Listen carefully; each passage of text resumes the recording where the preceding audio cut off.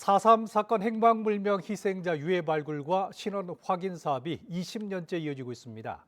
하지만 많은 한계에 부딪히고 있는데요. 특히 제주 지역 발굴 작업이 거의 마무리된 가운데 이제는 전국으로 발굴 범위를 확대해야 한다는 목소리가 높아지고 있습니다. 문수희 기자의 보도입니다. 지난 2006년부터 시작된 4.3 희생자 유해 발굴 사업은 20년째 이어지고 있습니다. 하지만 여러 한계를 보이고 있습니다. 우선 제주 도내에서는 학살터로 알려진 주요 지역의 발굴이 대부분 완료되며 추가 발굴 가능성이 낮아졌습니다. 지난 2006년 화북천에서 11구, 2007년부터 2010년까지 공항에서 388구의 유해가 발굴된 이후 대규모 발굴은 더 이상 이루어지지 않고 소규모 발굴만 간헐적으로 진행되고 있습니다. 행방불명 희생자 3천여 명 가운데 절반 이상이 제주가 아닌 다른 지역 형무소에서 복역하다 학살된 것으로 추정되는 만큼 이제는 4.3 희생자 신원 확인 사업을 전국으로 확대할 필요성이 강조되고 있습니다.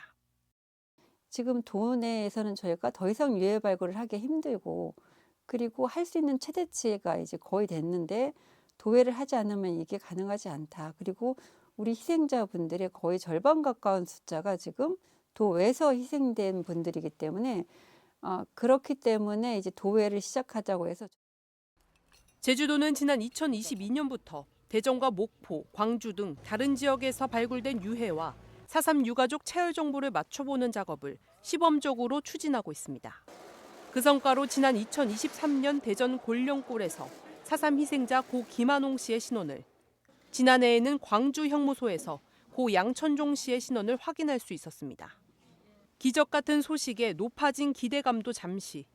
제주를 제외한 다른 지역 유해 발굴 사업을 관장하는 진실화해를 위한 과거사정리위원회 2기가 활동 종료를 앞두며 다시 사업에 먹구름이 드리워졌습니다. 이번 달 실질적인 사업을 마무리하고 오는 11월 공식 활동을 종료할 예정입니다. 작년에 처음으로 도해 지역에서 그 4.3 희생자의 신원 확인이 그쪽에서 된 것으로 알고 있어요. 그럼 가능성은 충분하다는 얘기거든요. 도해 지역에서 유해를 발굴하거나 신원 확인하는 것이 아무래도 좀 불편하고 문제가 조금 해결해야 될 문제들이 발생이 되겠죠.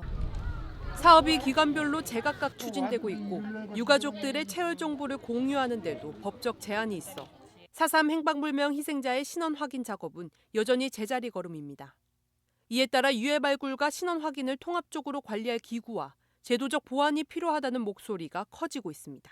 주어진 그 사업들을 제대로 체계적으로 과학적으로 좀 시급하게 진행하면 된다고 생각합니다. 영문도 모르게 이유도 없이 무고하게 잡혀가서 행방조차도 몰랐던 분들, 그것을 국가가 정부가 찾아내서 가족의 품으로 돌려주는 것은 지극히 당연한, 그렇게 해야만 하는, 그게 국가라면 나라라면 해야 되는 것이고 그래야만 4.3은 정리가 됩니다.